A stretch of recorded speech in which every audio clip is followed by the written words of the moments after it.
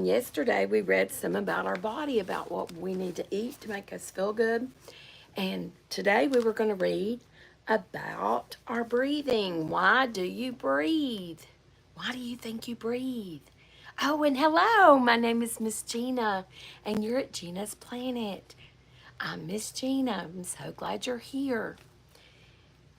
And we're going to read Stuart Little, and we're on chapter 10, which is an X in Roman numerals. It's called Springtime with Stuart Little. We're going to read from Charlotte's Web, chapter 5. It's a V in Roman numerals. The title is Charlotte, and both of those books are by E.B. White. And chapter 13 in our Chronicles of Narnia by C.S. Lewis, and How the Dwarfs Refused to be Taken In, chapter 13. And you know that song that says, every step you take, every move you make, every step you take, I'll be watching you. Do you think a podiatrist wrote that song? Just a thought.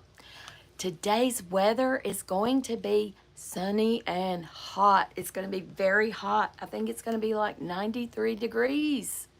And I believe it's going to be humid again today and feel much hotter. So be very careful out in the heat, and be sure to drink lots of water and hydrate, and take breaks and cool off, because it's going to be a very dangerous hot today.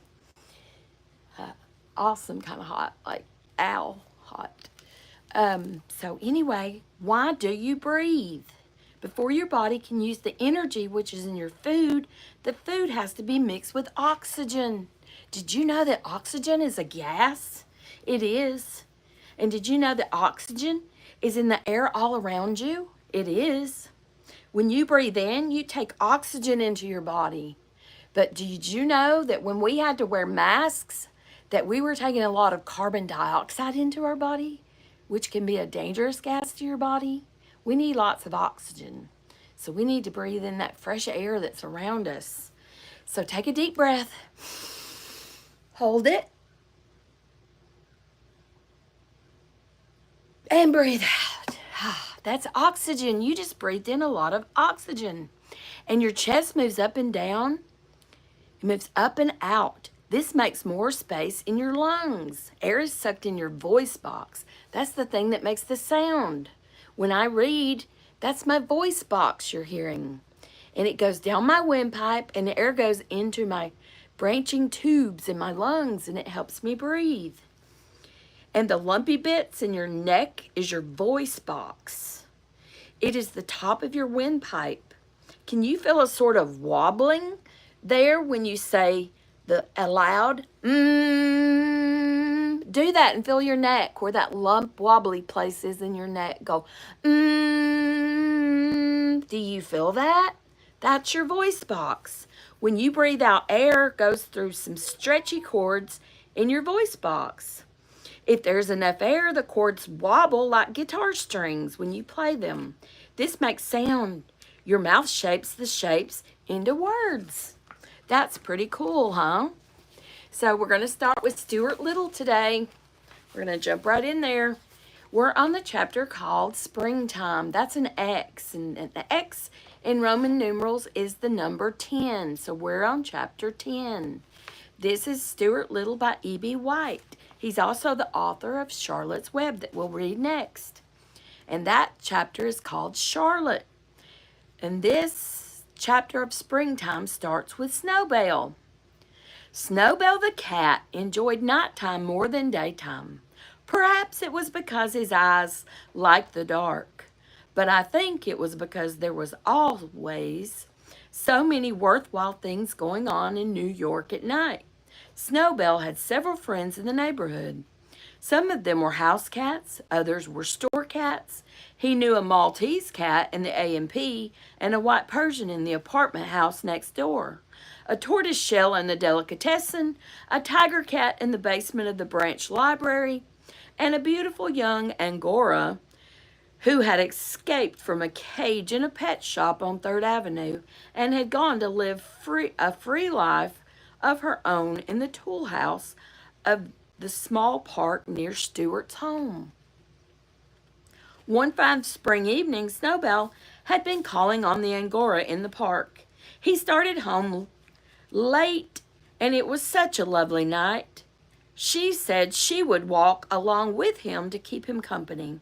When they got to Mr. Little's house, the two cats sat down at the front of the tall vine which ran up the side of the house, past George's bedroom. This vine was useful to Snowbell because he could climb it at night and crawl into the house through George's open window.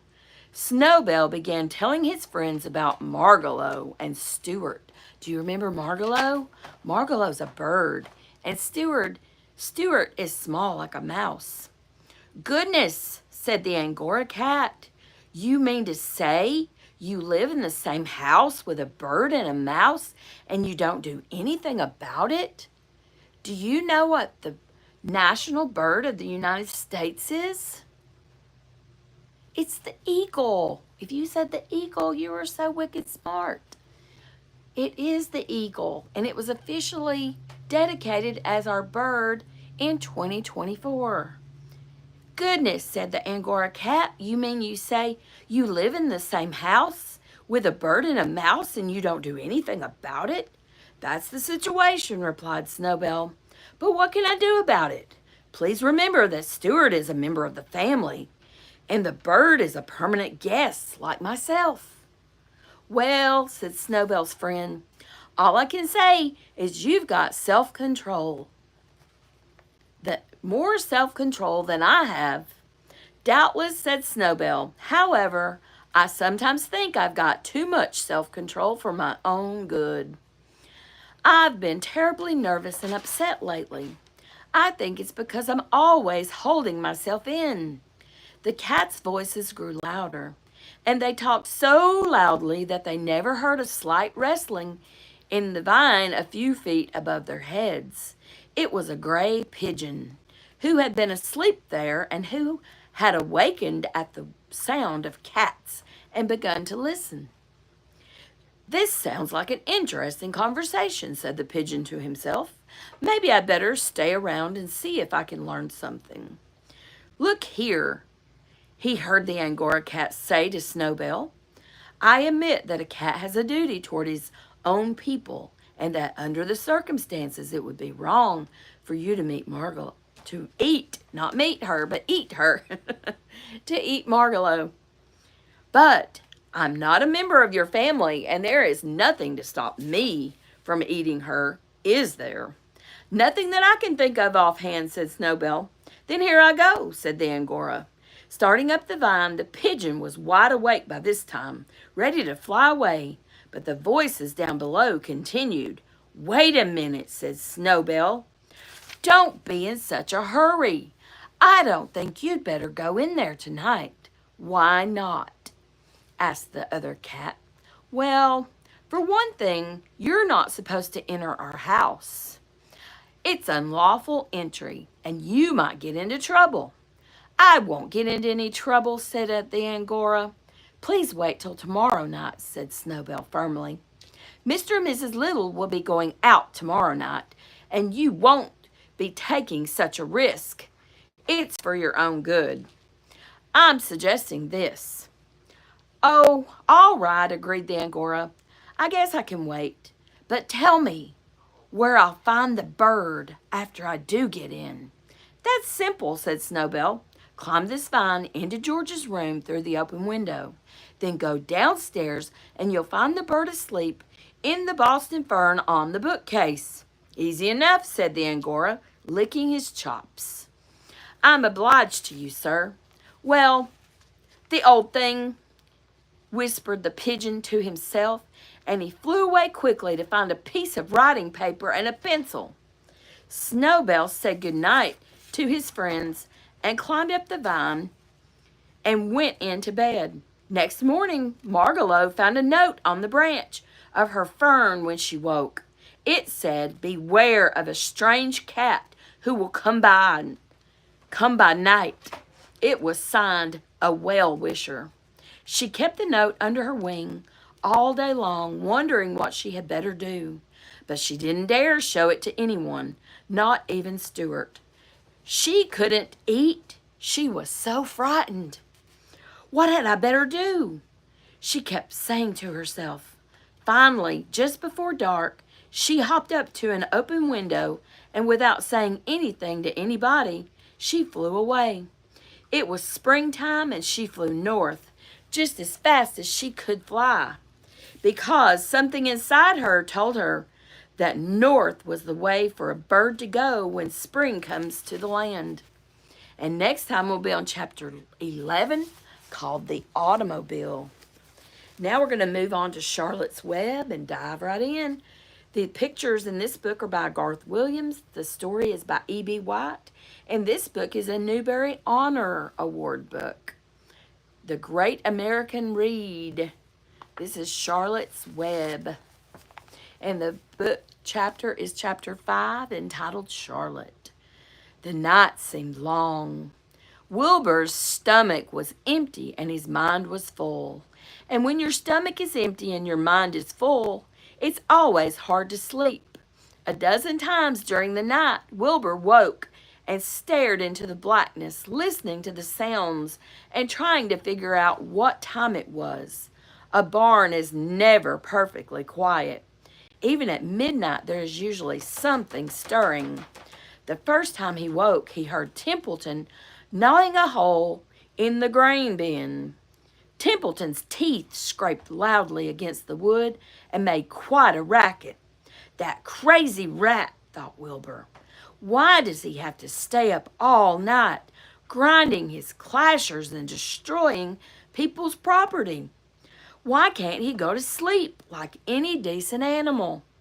The second time Wilbur woke, he heard the goose turning on her nest and chuckling to herself. What time is it? Whispered Wilbur to the goose. Probably, obly, about 11:30, said the goose. Why aren't you asleep, Wilbur? Too many things on my mind, said Wilbur. Well, said the goose, that's not my trouble.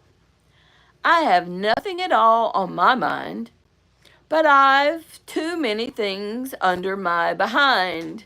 Have you ever tried to sleep while stirring on 8 eggs? No, replied Wilbur. I suppose it is uncomfortable. How long does it take a goose egg to hatch? Approximately 30 days, all told, answered the goose. But I cheat a little. On warm afternoons, I just pull a little straw over the eggs and go out for a walk. Wilbur yawned and went back to sleep. In his dreams, he heard again the voice saying, I'll be a friend to you. Go to sleep. You'll see me in the morning. After half an hour before dawn, Wilbur woke and listened. The barn was still dark. The sheep lay motionless. Even the goose was quiet. Overhead on the main floor, nothing stirred. The cows were resting. The horses dozed. Templeton had quit work and gone on somewhere on his errand. The only sound was a slight scraping noise from the rooftop, where the weather vane swung back and forth.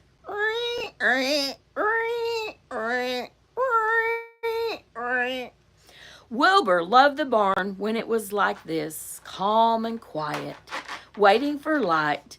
Day is almost here, he thought. Through a small window, a faint gleam appeared. One by one, the stars went out. Wilbur could see the goose a few feet away.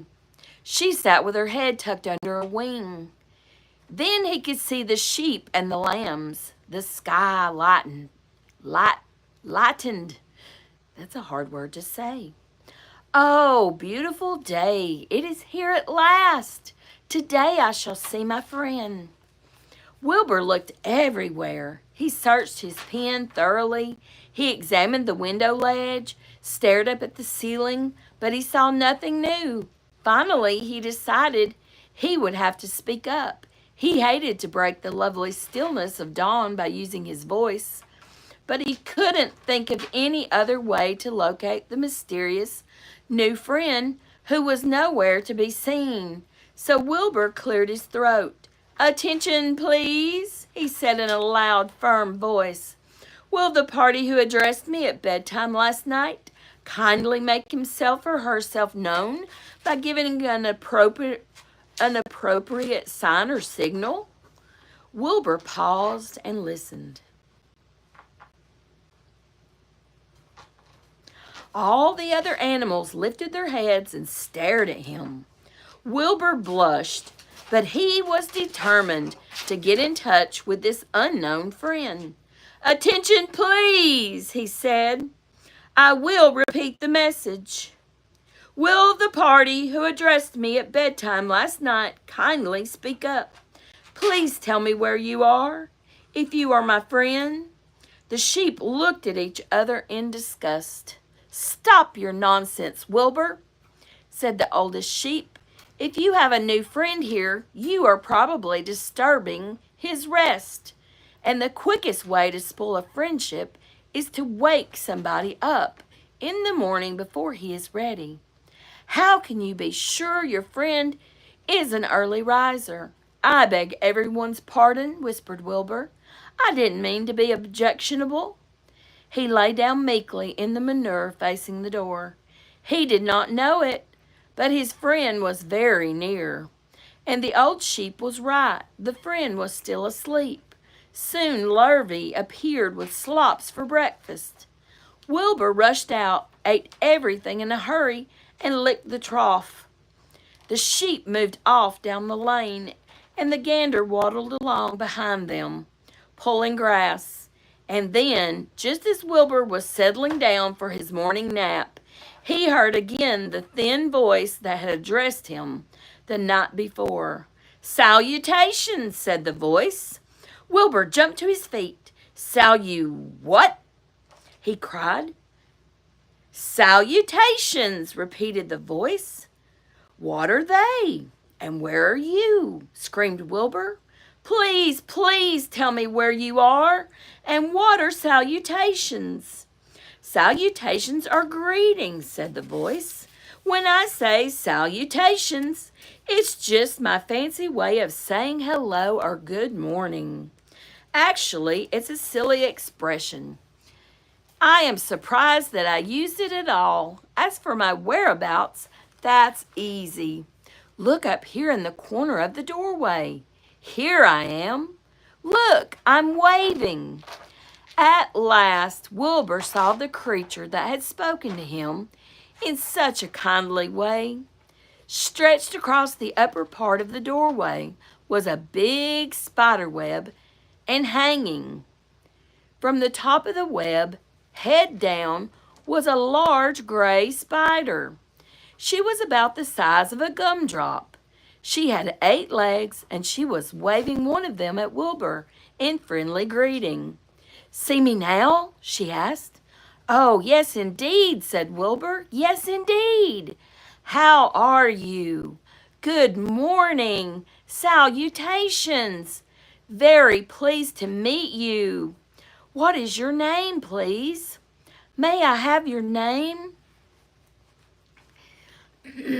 Excuse me. "My name," said the spider, "is Charlotte." "Charlotte what?" asked Wilbur eagerly. "Charlotte A. Cavatica, but just call me Charlotte." "I think you're beautiful," said Wilbur. "Well, I am pretty," replied Charlotte. "There's no denying that. Almost all spiders are rather nice looking. I'm not as flashy as some, but I'll do. I wish I could see you, Wilbur, as clearly as you can see me." "Why can't you?" asked the pig. "I'm right here." "Yes, but I'm nearsighted," replied Charlotte. "I've always been dreadfully nearsighted." "Me too." "It's good in some ways, not so good in others. Watch me wrap up this fly." A fly that had been crawling along Wilbur's trough had flown up and blundered into the lower part of Charlotte's web and was tangled in the sticky threads. The fly was beating its wings furiously, trying to break loose and free itself. "First," said Charlotte, "I dive at him."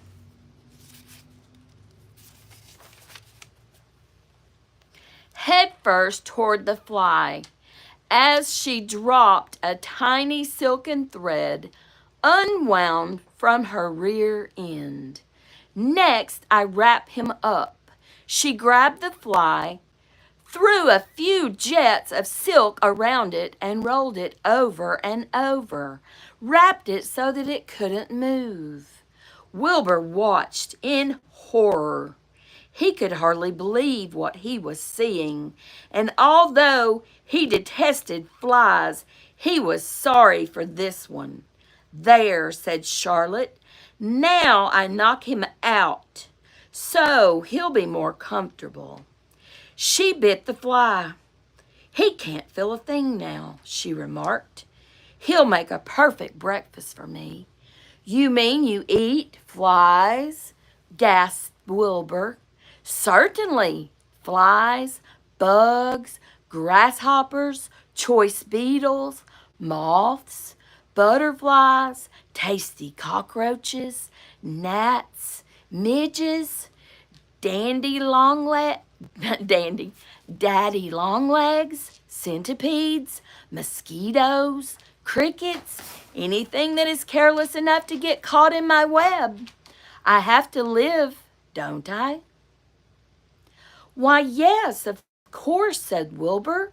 "Do they taste good?" "Delicious, of course. I don't really eat them. I drink them, drink their blood." "I love blood," said Charlotte, and her pleasant thin voice grew even thinner and more pleasant. "Don't say that," groaned Wilbur. "Please don't say things like that." "Why not? It's true, and I have to say what is true. I am not entirely happy about my diet of flies and bugs, but it's the way I'm made. A spider has to pick up a living somehow or other, and I happen to be a trapper. I just naturally build a web and trap flies and other insects. My mother was a trapper before me. Her mother was a trapper before her. All our family have been trappers, way back for thousands and thousands of years. We spiders have been laying for flies and bugs. It's a miserable inheritance, said Wilbur gloomily. He was sad because his new friend was so bloodthirsty. Yes, it is, agreed Charlotte, but I can't help it.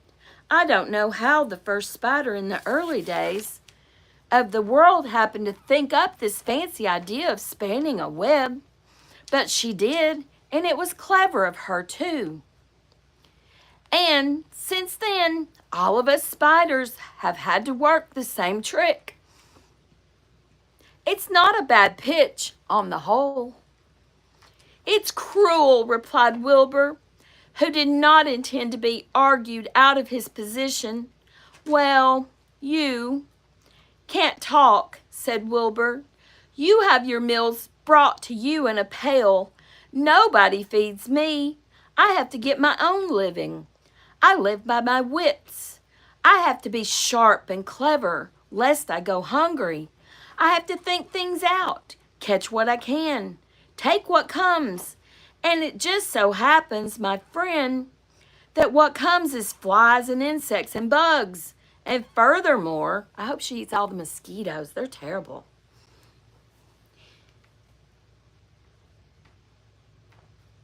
I lost my spot. I'm so sorry. So she's having to take what comes. And furthermore, said Charlotte, shaking one of her legs, do you realize that if I didn't catch bugs and eat them, bugs would increase and multiply and get so numerous that they'd destroy the earth, wipe out everything? Really? Said Wilbur. I wouldn't want that to happen. Perhaps your web is a good thing after all. The goose had been listening to this conversation and chuckling to herself. There are a lot of things Wilbur doesn't know about life, she said, or she thought. He's really a very innocent little pig.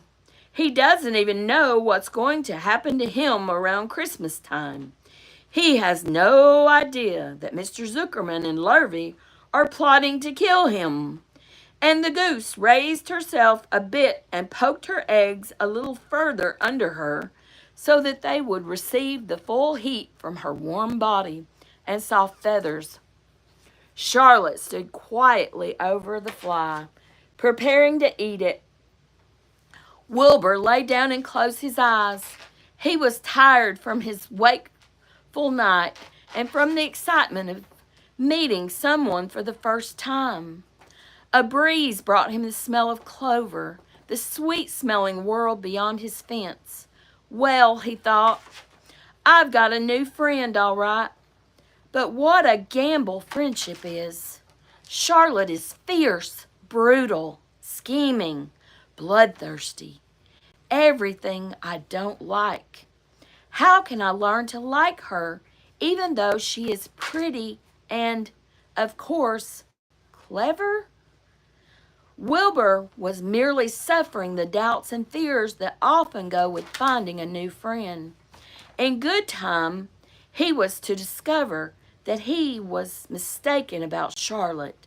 Underneath her rather bold and cruel exterior, she had a kind heart, and she was to prove loyal and true to the very end.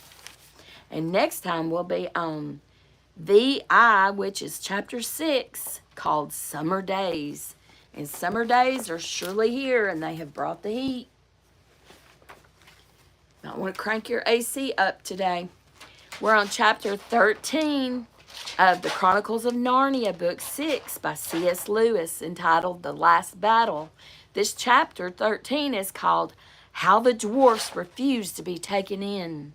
Tyrion had thought, or he would have thought, if he had time to think at all, that they were inside a little thatched stable about 12 feet long and 6 feet wide. In reality, they stood on grass. The deep blue sky was overhead, and the air, which blew gently on their faces, was that of a day in early summer. Not far away from them rose a grove of trees, thickly leaved, but under every leaf there peeped out the gold of faint yellow or purple or glowing red of fruits, such as no one had seen in our world. The fruit made Tyrion feel that it must be autumn, but there was something in the feel of the air that told him it could not be later than June. They all moved toward the trees. Everyone raised his hand to pick the fruit he best liked and the look of, and then everyone paused for a second. This fruit was so beautiful that each felt it can't be meant for me. Surely we're not allowed to pluck it. It's all right, said Peter. I know what we're all thinking, but I'm sure, quite sure, we needn't. I've a feeling we've got to the country where everything is allowed. Here goes, then, said Eustace, and they all began to eat. What was the fruit like? Unfortunately, no one can describe a taste. All I can say is that compared with those fruits, the freshest grapefruit you've ever eaten was dull, and the juiciest orange was dry, and the most melting pear was hard and woody, and the sweetest wild strawberry was sour.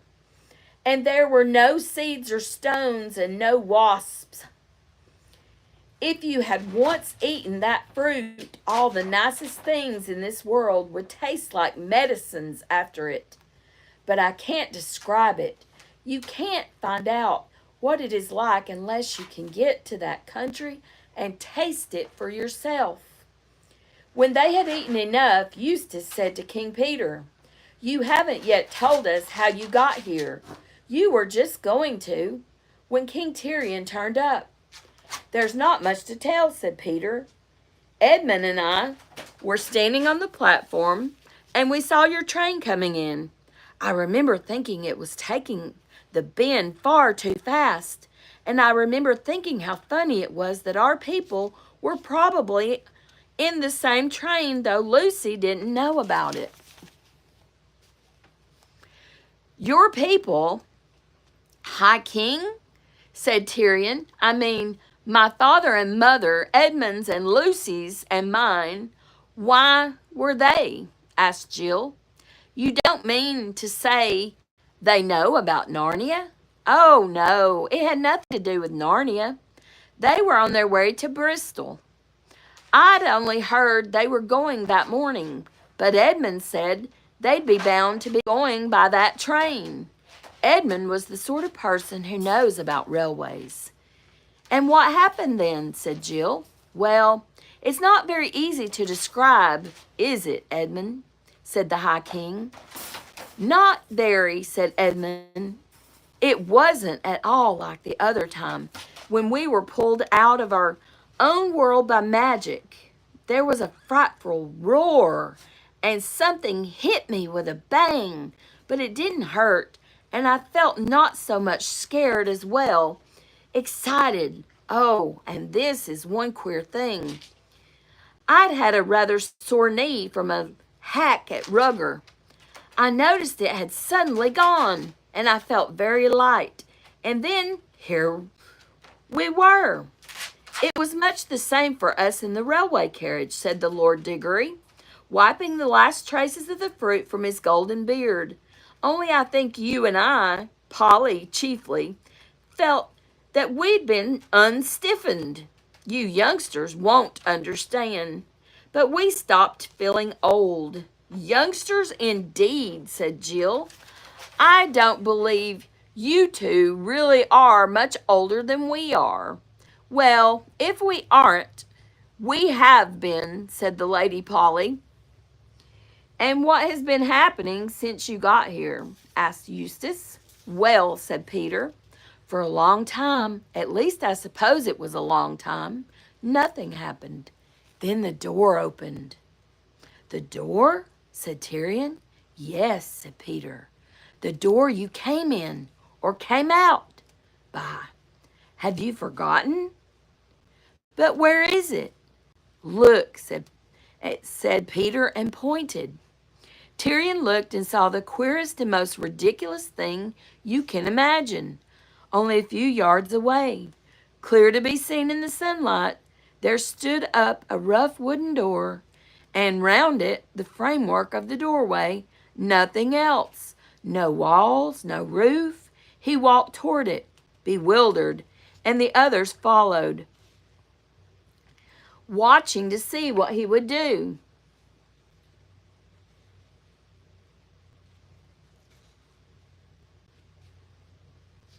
He walked round to the other side of the door, but it looked just the same from the other side. He was still in the open air on a summer morning. The door was simply standing up by itself, as if it had grown there like a tree. Fair sir, said Tyrion to the High King, this is a great marvel. It is the door you came through with that Calormene 5 minutes ago, said Peter, smiling. But did I not come in out of the wood into the stable? Whereas this seems to be a door leading from nowhere to nowhere. It looks like that if you walk round it, said Peter. But put your eye to that place where there is a crack between two of the planks and look through. Tyrion put his eye to the hole. At first he could see nothing but blackness. Then, as his eyes grew used to it, he saw the dull red glow of a bonfire that was nearly going out, and above that, in a black sky, stars.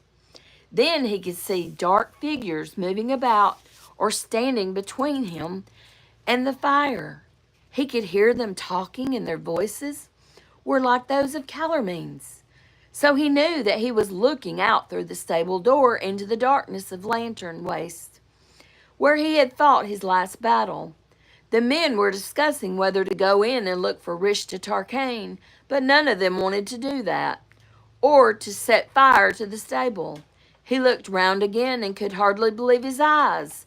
There was the blue sky overhead and grassy country spreading as far as he could see in every direction, and his new friends all around him laughing.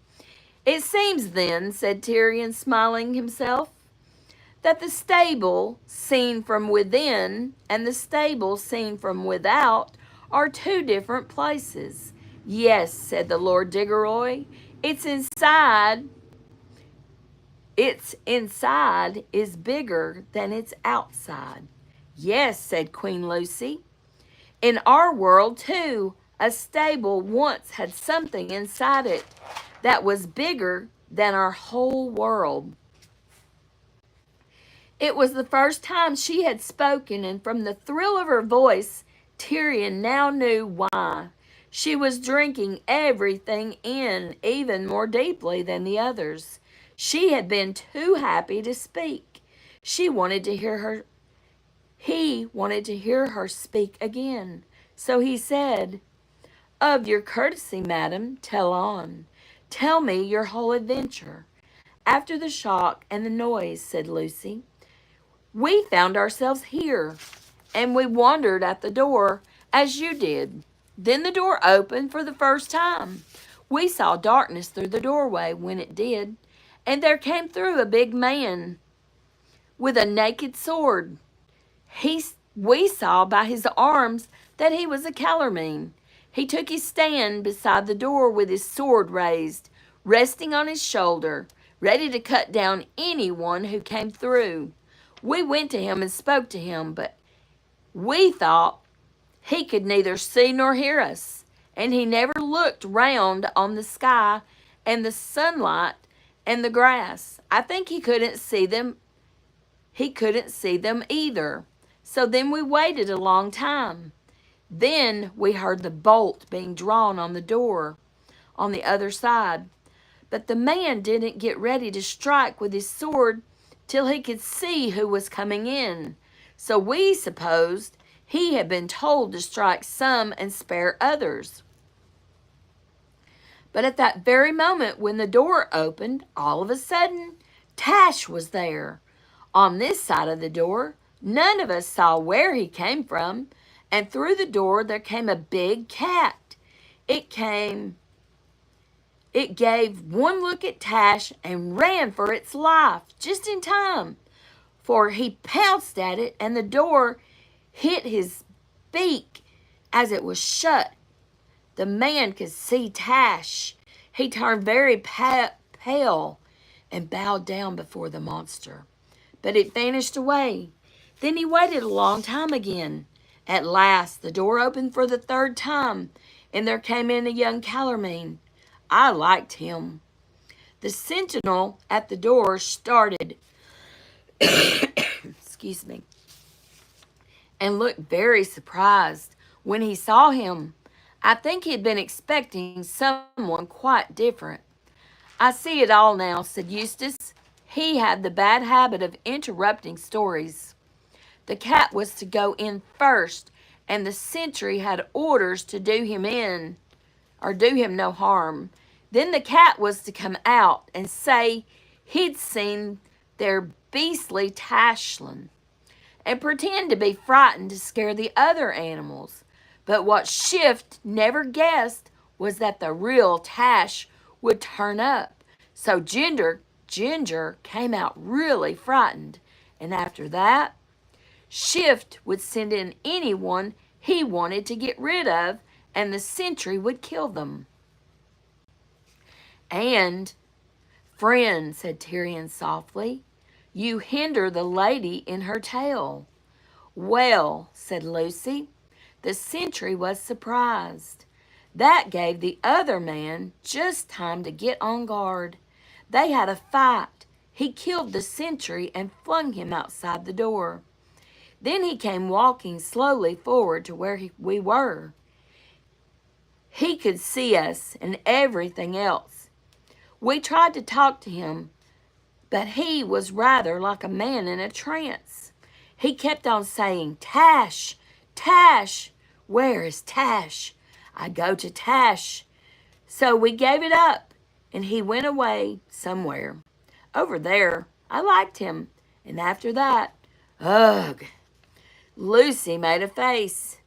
After that, said Edmund, someone flung a monkey through the door, and Tash was there again. My sister is so tender-hearted. She doesn't like to tell you that Tash made one peck and the monkey was gone. Serve him right, said Eustace. All the same, I hope he'll disagree with Tash too. And after that, said Edmund, came about a dozen dwarfs, and then Jill and Eustace, and last of all, yourself. I hope Tash ate the dwarfs too, said Eustace, little swine. No, he didn't, said Lucy. And don't be horrid. They're still here. In fact, you can see them from here, and I've tried and tried to make friends with them, but it's no use. Friends with them, cried Eustace. If you knew how those dwarfs have been behaving. Oh, stop it, Eustace, said Lucy. Do come and see them. King Tyrion, perhaps you could do something with them. I can feel no great love for dwarfs today, said Tyrion. Yet, at your asking, lady, I would do a greater thing than this. Lucy led the way, and soon they could all see the dwarfs. They had a very odd look. They weren't strolling about or enjoying themselves, although the cords with which they had been tied seemed to have vanished. Nor were they lying down and having a rest. They were sitting very close together in a little circle facing one another. They never looked round or took any notice of the humans till Lucy and Tyrion were almost near enough to touch them. Then the dwarfs all cocked their heads as if they couldn't see anyone but were listening hard and trying to guess by the sound what was happening. Look out, said one of them in a surly voice. Mind where you're going. Don't walk into our faces. All right, said Eustace indignantly. We're not blind. We've got eyes in our heads. They must be darn good ones if you can see and hear, said the same dwarf, whose name was Diggle. In where? Asked Edmund. Why, you bonehead, in here, of course, said Diggle. In this pitch-black, poky, smelly little hole of a stable. Are you blind? Said Tyrion. Ain't we all blind in the dark? Said Diggle. But it isn't dark, you poor stupid dwarfs, said Lucy. Can't you see? Look up. Look round. Can't you see the sky and the trees and the flowers? Can you see me? How in the name of all humbug can I see what ain't there? And how can I see you any more than you can see me in this pitch darkness? But I can see you, said Lucy. I'll prove I can see you. You've got a pipe in your mouth. Anyone that knows the smell of baccy could tell that, said Diggle. Oh, the poor things. This is dreadful, said Lucy. Then she had an idea. She stopped and picked some wild violets. Listen, dwarf, she said. Even if your eyes are wrong, perhaps your nose is all right. Can you smell that? She leaned across and held the fresh, damp flowers to Diggle's ugly nose.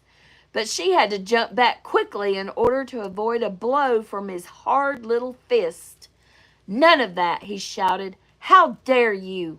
What do you mean by showing a lot of filthy stable litter in my face? There was a thistle in it, too. It's like your sauce. And who are you, anyway? Earthman, said Tyrion. She is the Queen Lucy sent hither by Aslan out of the deep past. Excuse me. And it is for her sake alone that I, Tyrion, your lawful king, do not cut all your heads from your shoulders. proved and twice proved traitors that you are." "Well, if that doesn't beat everything," exclaimed Diggle. "How can you go on talking all that rot? Your wonderful lion didn't come and help you, did he?" "Thought not. And now, even now, when you've been beaten and shoved into this black hole, just the same as the rest of us, you're still at your old game, starting a new lie, trying to make us believe we are none of us shut up and it ain't dark and heaven knows what. There is no black hole, save in your own fancy, fool," cried Tyrion. "Come out of it." And, leaning forward, he caught Diggle by the belt and the hood and swung him right out of the circle of dwarfs. But the moment Tyrion put him down, Diggle darted back to his place among the others, rubbing his nose and howling, "Ow! Ow! What do you do that for? Banging my face against the wall. You've nearly broken my nose." "Oh dear," said Lucy. "What are we to do for them?" "Let 'em alone," said Eustace. But as he spoke, the earth trembled. The sweet air grew suddenly sweeter. A brightness flashed behind them. All turned. Tyrion turned last because he was afraid. There stood her heart's desire, huge and real, the golden lion, Aslan himself, and already the others were kneeling in a circle for his forepaws, round his forepaws, and burying their hands and faces in his mane as he stooped his great head to touch them with his tongue. Then he fixed his eyes upon Tyrion. Tyrion came near, trembling, and flung himself at the lion's feet. And the lion kissed him and said, "Well done, last of the kings of Narnia, who stood firm at the darkest hour." "Aslan," said Lucy through her tears, will you do something for these poor dwarfs?" "Dearest," said Aslan, "I will show you both what I can and what I cannot do." He came close to the dwarfs and gave a low growl. Low, but it set all the air shaking. But the dwarves said to one another, "Hear that? That's the gang at the other end of the stable trying to frighten us. They do it with a machine of some kind. Don't take any notice. They won't take us in again." Aslan raised his head and shook his mane. Instantly a glorious feast appeared on the dwarf's knees. Pies and tongues and pigeons and trifles and ices, and each dwarf had a goblet of good wine in his right hand, but it wasn't much use. They began eating and drinking greedily enough, but it was clear that they couldn't taste it properly. They thought they were eating and drinking only the sort of things you might find in a stable. One said he was trying to eat hay, and another said he got a bit of an old turnip, and a third said he'd found a raw cabbage leaf. And they raised golden goblets of rich red wine to their lips and said, "Ugh, fancy drinking dirty water out of a trough like a donkey's been at. Never thought we'd come to this." But very soon every dwarf began suspecting that every other dwarf had found something nicer than he had, and they started grabbing and snatching and went on to quarreling till in a few minutes there was a free fight, and all the good food was smeared on their faces and clothes or trodden underfoot. But when at last they sat down to nurse their black eyes and their bleeding noses, they all said, "Well, at any rate, there's no humbug here. We haven't let anyone take us in. The dwarfs are for the dwarfs." "You see," said Aslan, "they will not let us help them. They have chosen cunning instead of belief. Their prison is only in their minds. Yet they are in that prison and so afraid of being taken in that they cannot be taken out. But come, children, I have other work to do." He went to the door, and they all followed him. He raised his head and roared, "Roar! Now it is time." Then louder, "Time!" Then so loud that it could have shaken the stars. "Time!" The door flew open. And next time we'll be on chapter 14, Night Falls on Narnia. So I hope you'll come back and listen again.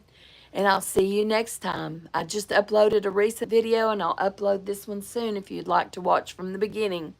And I'll see you next time. I'm so glad you were here. I'm Miss Gina, and you're at Gina's Planet. And remember to read more in 2025 and keep your big, beautiful, wicked, smart brains alive. I'll see you next time. Bye-bye. Have a great day. Stay cool. Bye-bye.